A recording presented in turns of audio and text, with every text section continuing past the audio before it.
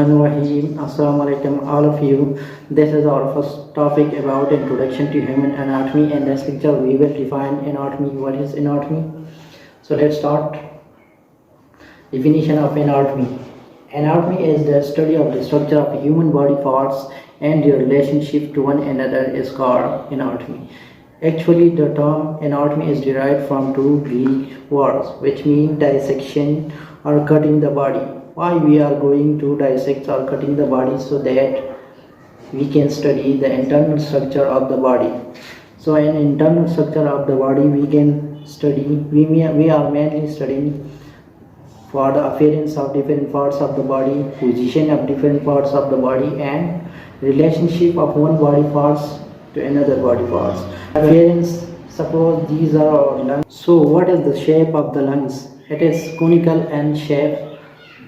So the shape of the lung shows its appearance in the body. Now position.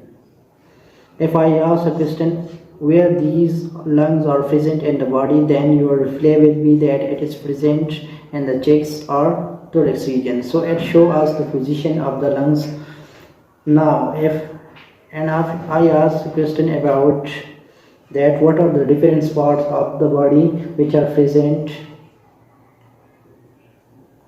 on the left side of the lung, what are the different parts that are present on the right side of the lung, and superior of the lung, inferior of the lung, medial towards the lung, and lateral away from the lungs. Example, heart is present medial toward the lungs, so it shows us the relationship of one body part with another body parts. So heart is medially present toward the lungs, so it shows the relationship between heart and lungs. So this was all about the definition of anatomy, and next video we will discuss about different branches of anatomy. So keep in touch with us. Thank you.